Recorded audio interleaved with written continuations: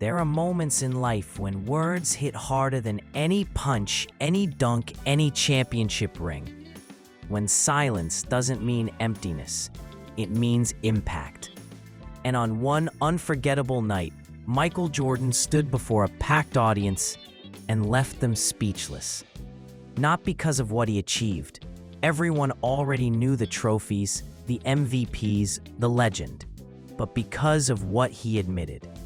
Behind the perfect image of greatness was a man obsessed, a man who turned rejection into rocket fuel, who used anger like oxygen, and who proved that the most dangerous player isn't the most talented one, it's the one who refuses to quit.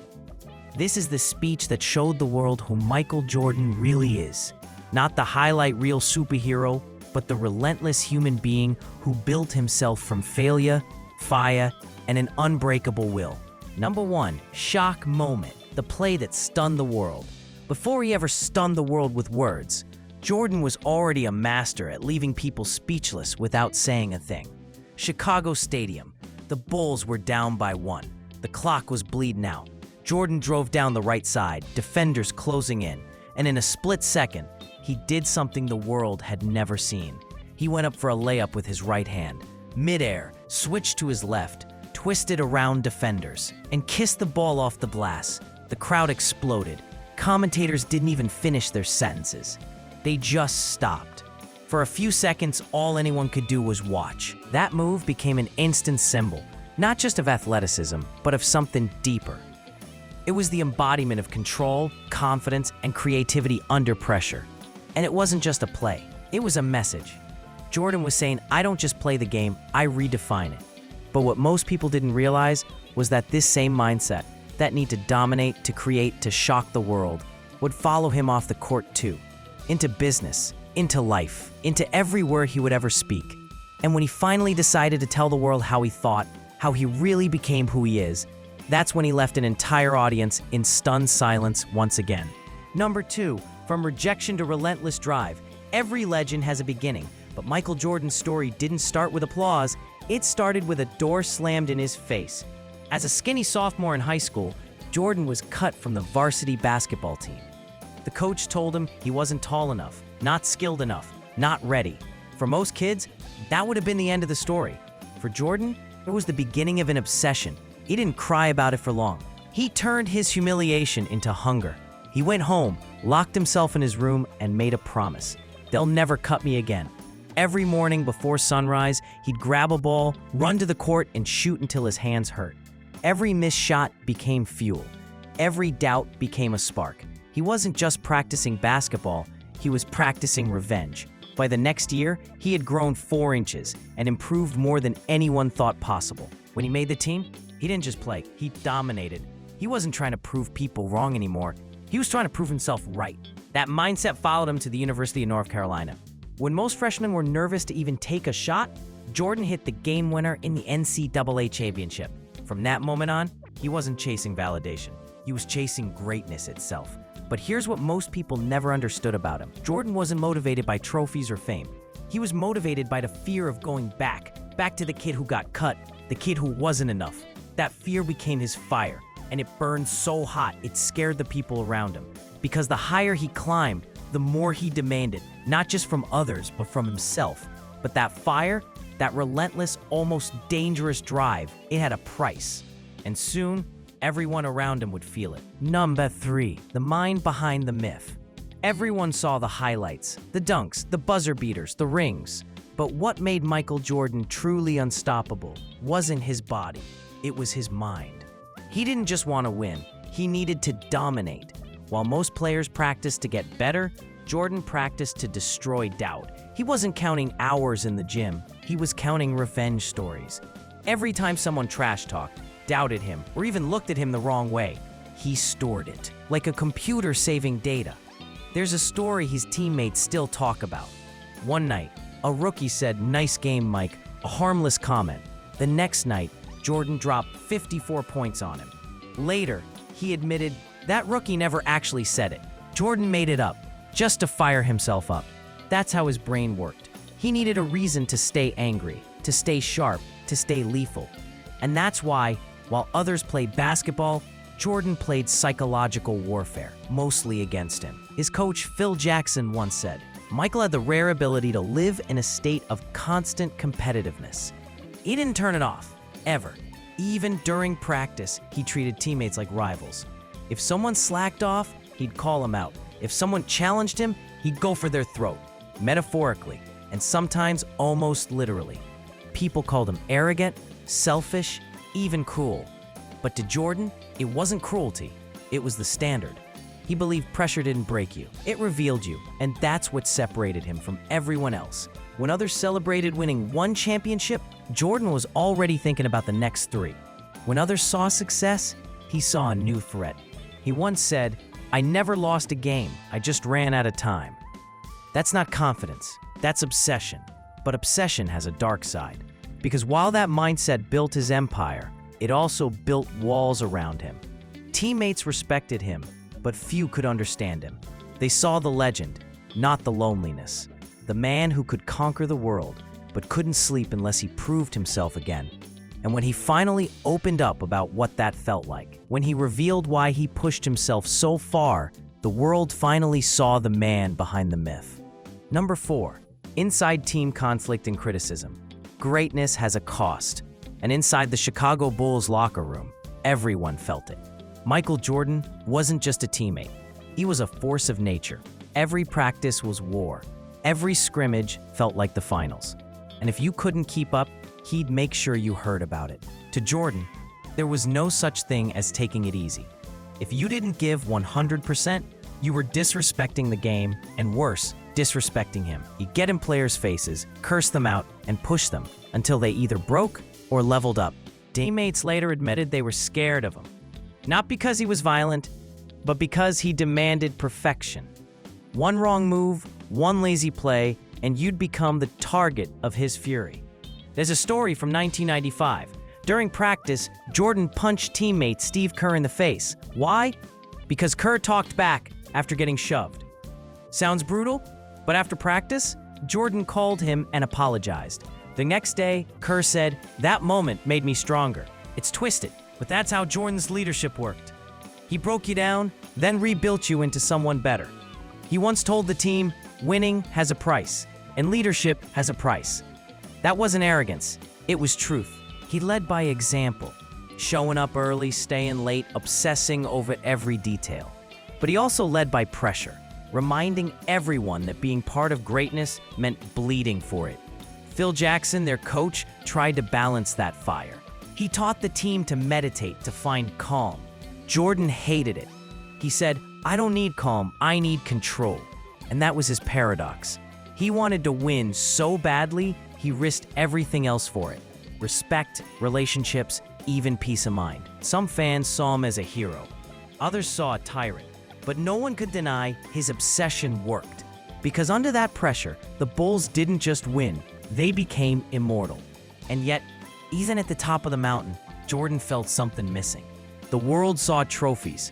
He saw unfinished business. And when he finally opened up about what it really took to stay on top, his words would hit harder than any punch, any dunk, any buzzer beater. Number 5, the speech revealed, unpacked. It was September 11th, 2009, the Basketball Hall of Fame. The world was ready to celebrate the greatest player of all time. But Michael Jordan wasn't there to smile and say thank you. He was there to remind everyone why he became who he was. As he walked to the podium, the room stood up. Legends, coaches, rivals, journalists. Everyone expected a polished speech, calm, grateful, diplomatic. Instead, what they got was raw, unfiltered truth. Jordan looked around the room, smiled, and said, "The game of basketball has been everything to me. My refuge, my place I've always gone when I needed comfort and peace." The audience nodded. It sounded humble. But then, his tone shifted. He started calling out names, one by one. The high school coach who cut him. The players who made varsity when he didn't. The rivals who trash-talked him. Even his own teammates who challenged him in practice. He wasn't angry. He was alive. You could feel decades of fire still burning in his chest. "You guys gave me the motivation to be here today," he said. "Without you, I wouldn't be Michael Jordan." Some laughed. Some were shocked. The cameras caught faces frozen, not sure if they should clap or stay quiet. It wasn't the usual thank you speech. It was a confession, part victory lap, part therapy session, part battle cry. Jordan wasn't there to make peace. He was there to make a point, that greatness is not born from harmony. It's forged in conflict, fueled by disrespect, and powered by the desire to prove people wrong. He reminded everyone that behind every success story is 1,000 silent grudges, sleepless nights, and moments of doubt that no one sees. Some people called it bitter, others called it petty, but those who really listened heard something different. They heard truth, because Jordan wasn't performing for applause. He was teaching a lesson. You don't owe the world's humility for the fire that built you. You owe yourself honesty about what it took to get there. And that honesty, that unapologetic rawness, left the entire audience sitting in stunned silence. You could almost hear the air leave the room. It wasn't a thank you. It was a reminder that greatness doesn't come from being liked. It comes from being driven. Number 6, post-speech, fallout and influence. When the speech ended, the applause was polite, but confused. People didn't know what they had just witnessed. Some said that was petty. Others said that was powerful. But everyone agreed they'd never seen anything like it. The headlines the next morning were split. Some called it a strange, bitter goodbye. Others called it the most honest speech in sports history. But Jordan didn't care. Because that speech wasn't meant for the cameras, it was meant for himself. For years, people had painted him as the perfect icon, graceful, heroic, flawless. But he was never chasing perfection. He was chasing peace. And for the first time, that night in Springfield, he told the truth about what it cost. Behind the smile, there were sacrifices no one saw. Broken friendships, sleepless nights, a body push beyond its limits. He'd built an empire of wins, but every brick was laid with pain. That's what made the speech so haunting. He wasn't seeking validation. He was reclaiming ownership of his story. He wanted the world to know that greatness doesn't come from gratitude. It comes from grit, from staying hungry when you've already eaten, from turning every doubt into a reason to keep going. In the years that followed, that speech became something bigger than basketball. It became a blueprint for obsession. Athletes, CEOs, entrepreneurs, they all studied it. Not for comfort, but for clarity. Because Jordan's message was clear. If you want to be the best, you have to be willing to be misunderstood.